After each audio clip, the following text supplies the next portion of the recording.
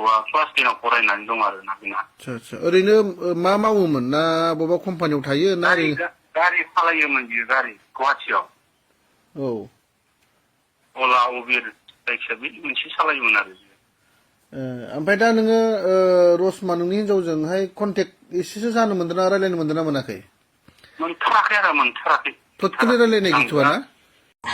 आंनि न'खरावबो दं बेफोरबायदि प्रब्लेमा, माने बुंनो हाया आरोना, नाथाय माब्लाबा समाव आंबो बुंनांनो हागौ। जोंनि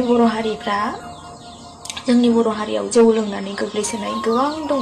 गावनि न'खरखौ साननो रोङै, गावनि फिसाया मा मोनजादों मा मोनजायाखै, गावनि हिनजावा मा लुबैदों मा लुबैयाखै बेफोरखौ मिन्थिनो रोङै गोबां दं। आंनि न'खरावबो दं लोगोफोर बेबायदि जौनि प्रब्लेमा आरोना। आं उन्दैनिफ्रायनो खस्थ' मोनबोदों। जौ लोंनाय न'खरनि थासारिया माबायदि जायो बेखौहाय दासिमबो जोबनो थाङाखै।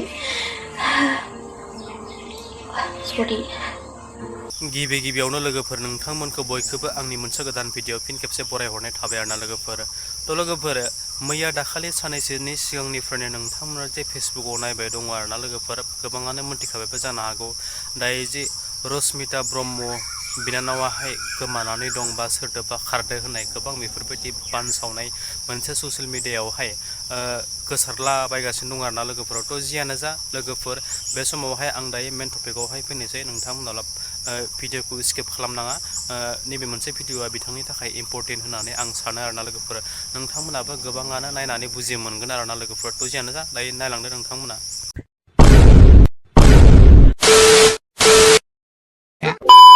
खारनायाथ' बियो खोन्थाया हसिया उन्दैखौ नायनाय नामैनो थांबाय। औ ओमफ्राय फन खालामहरबाय अबाव दं नोंलाय होननानै आङो। ओमफ्राय आं एसे मिथिबाय बेबायदि जानानै, माथो नोङो उमुगावसो थांदों मादों आंनि लोगोआनो नुदों होननानै बुंहरनायावनो सुइस अफ। ओमफ्राय दा आन्दाजाव माबायदि, ओरैनो सोरजोंबा थांदों ना बले हारसिं बहाबा खारना दंहैयो? सोरजोंबा थांदोंखौनो होननांसिगोन आदा। नंगौ? मानो होनोबा आगोलहायबो आं बे हौवाखौ रायहरखांबाय, नों मानो बिदि मालायनि संसार जानाय हिनजावजों मानो रायहरनांगौ मानांगौ होननानै मोजां रायहरखांबायबो आङो। ओरैनो बे हौवाया बहानि? बेयो हौवाया रानिखाथा थाइखाजरानि, हिनजाव गोनांखा।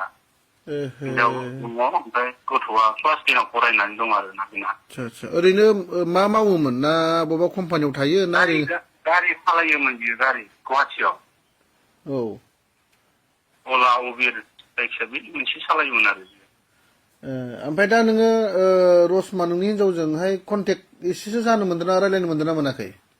मोनथाराखै आरो मोनथाराखै। टटेलि रायलायनाय गैथ'आ ना? गैया आदा, आं गाबै गाबैसो दं गथ'नि मोखांखौ नायनानै। गावनि फिसाजोंबो रायलायहराखै बियो ना? रायहराखै आदा। ओरैनो साबेसे नोंहा फिसाफ्रा? सासे क्लास 4आव फरायनाय। आच्छा होमबा हेल्प खालामना होदो आदा। आच्छा ओमफ्राय ओरैनो सानबेसे जाखो दासिम गोमानाया? दासिम दाखालि 8 थारिखनिफ्राय गोमादों। 8 थारिख बिदिनो 3थासोनिफ्राय सुइस अफ मबाइला, नै दिनैसिमहालागै सुइस अफ। होमबा माने सिगाङावहाय माने सिरि बै सेंग्राजों माने बै हाबा जाखान्दा हौवाजों बियो कानेक्ट दंबाय थाखायोमोन माने? कानेक्ट दंखायोमोन जानांगौ। आंबोथ' इसिबां खेल लायाना, बाहेरायाव ओंखारो खामानि मावो। औ बिसोरो कानेक्ट दंलायखायो, प्लेनिं खालामखानायमोन खोमा। ओमफ्राय आंजोंबो माने एसेबां गाज्रि जानानै थाङाखै आरो, जेबो दावराव दावसियानो गैया। ओरैनो सिखारद' होननानै बिखायाव गोबालायनानैसो फोजालायबावदों बे आंखौ। नानिखौ नायनांगौ, बेदर लाना फैथां आं ओंख्रि संनानै लांनि होननानैसो बिखायाव गोबानानै फोजाबावदों बे आंखौ फुङाव। नङा दै, बे एसे सिगां बावैसोनि सिगां नों जे बुंदोंमोन जे नोङो बै मानसिखौ रायहरदों होनदोंमोन, होनबा बै समावहाय नों एसे थाल मोनखाबायमोन नामा बिसोरजों रिलेसन जाबाय होननानै नोंनि हिनजावजों? औ थाल मोनखाबायमोन आं। बिसोर माने बे लोगो हमनाय मानायखौ भिडिअ नुनानै आङो रायहरनाय जादों आरो। ओमफ्राय हिनजावनि बिब'आबो रायहरदों। औ बिदिनो नांलायलायनाय जाबाय, रायहरदों बिदिबादि आं कन्टेक्टआव थाला दा, आं माबानोसै बिदिबालाय होननानै बुजा-बुजि जालायबाय आरो। ओमफ्राय बिनि नों उनाव सिरि कन्टेक्ट थाखामारखानो माथो आंखौ पात्ता होला आरो। अब्ला खोनाबाय रायजो राजा साफ्रोमबो, रसमानि हासबेन्डआ मा बुंखो ना सोरबा सोरबाया बेबायदिनो सोरबाया गोरोन्थि सानदों हिनजावखौ सोरबाया सानदों हौवाखौ दा बिसोरनि कमेन्टआवनो हमनो हाबाय सोरनि गोरोन्थि जायो बेबायदिया ससियेल मिडियायाव जायनो गोदै गोदै बुंनो रोङो बेखौनो सैथो सानो बेनिखायनो बिसार खालामलायदो आरो रसमा लाब गैया थांनानै खारहैनानैबो फैफिन जथेस्थ' मोजां खावलायफिनदों नोंनि बोरायाबो फिसा सासे दङ बेखौ गोसोखांनानै फैफिन आरो नोंनि जायजों थांदों होनदोंना बेहाबो हिनजाव दंखायो होननाय हिसाबै जेबो गोजोननाय गैया आरो बेनिखायनो आसा खालामो रसमा जथेस्थ' नोङो ससियेल मिडियायाव एक्टिभ आरो बयजोंबो मिथिजानाय मोजां होननानै आरो नोंगौबो जथेस्थ' नोंखौ भिडिअ'आवहाय नायो जोबोद मानसिफ्रा नोंखौ फल' खालामो नोंनि माखासे गोबां भिडिअ बानायनायफोरा एकदम एक्सेप्ट खालामथाव बेनिखायनो नों बिदि जागोन